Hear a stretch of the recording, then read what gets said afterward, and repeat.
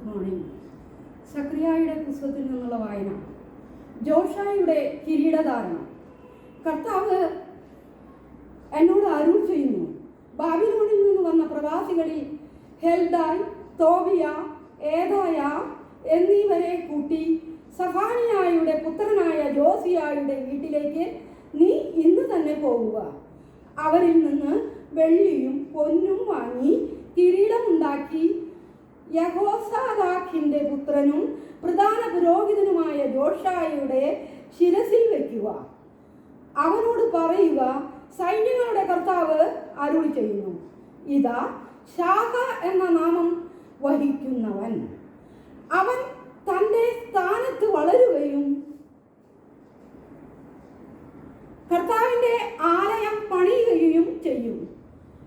അവനായിരിക്കും കർത്താവിൻ്റെ ആലയം പണിയുന്നത്. അവൻ രാജകീയ പ്രതാപത്തോടെ സിംഹാസനത്തിൽ വാഴും. അവൻ്റെ വലതുഭാഗത്ത് ഒരു പുരോഹിതനും ഉപവിഷ്ടനാകും. അവർക്കിടയിൽ പൂർണ്ണ സമാധാനം പുലരും. ഹെൽദായ്, തോബിയ, യദായ, സഫാനിയായുടെ പുത്രൻ ജോസിയ എന്നിവരെ അനുസ്മരിപ്പിക്കാൻ ആ കിരീടം കർത്താവിൻ്റെ ആലയത്തിൽ സ്ഥിതി ചെയ്യും. വിദൂരത്ത് നിന്ന് ആളുകൾ വന്ന് കർത്താവിൻ്റെ ആലയത്തിൻ്റെ പണിയിൽ സഹായിക്കും. സൈന്യങ്ങളുടെ കർത്താവാണ് എന്നെ അയച്ചതെന്ന് അങ്ങനെ നിങ്ങൾ അറിയും. നിങ്ങളുടെ ദൈവമായ കർത്താവിൻ്റെ കൽപ്പന നിങ്ങൾ ശ്രദ്ധാപൂർവം അനുസരിച്ചാൽ ഇത് സംഭവിക്കും. നമ്മുടെ കർത്താവായ ഈശോ മിശിഹായ്ക്കും സ്തുതി.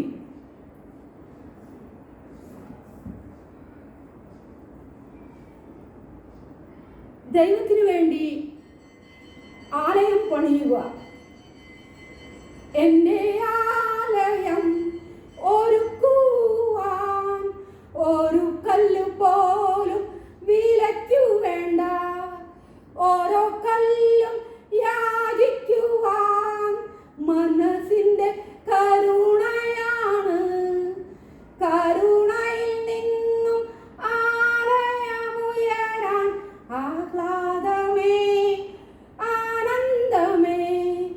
ചന്തമില്ലാത്ത കല്ലിനെയെല്ലാം ചന്തമായി മാറ്റിടുവാൻ ചന്തമേറിയ മനസ്സിനുടമയും ഹൃദയവുമുണ്ടെങ്കിൽ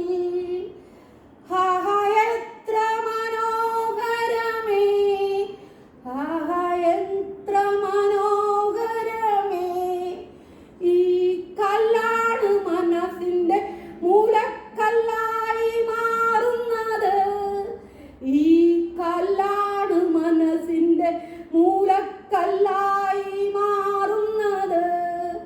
സ്നേഹം കൊണ്ട് ഭിത്തിയും ഹൃദയം കൊണ്ട് ജാലകവും പൊട്ടിച്ചിരിയുടെ പൂക്കാലവും മെഴുകുതിരിയുടെ സങ്കടവും എൻ്റെ ആലയം ഒരുക്കുവാൻ ഒരു കല്ലു പോലും വിലയ്ക്കു വേണ്ട, ഓരോ കല്ലും യാചിക്കുവാൻ മനസ്സിൻ്റെ കരുണയാണ്. മനസ്സിൻ്റെ കരുണയാണ്. ഈ കല്ലാണ് മനസ്സിൻ്റെ മൂലക്കല്ലായി മാറുന്നത്. ഈ കല്ലാണ് മനസ്സിൻ്റെ മൂലക്കല്ലായി മാറുന്നത്. ഹൃദയം കൊണ്ട് ഭിത്തിയും ഹൃദയം കൊണ്ട് ഭിത്തിയും സ്നേഹം കൊണ്ട് ജാലകവും.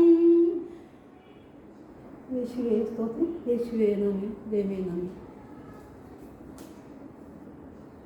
എല്ലാവർക്കും ഇന്നേ ദിവസം ശുഭമായ ഒരു ദിനം ആശംസിക്കട്ടെ. Good morning.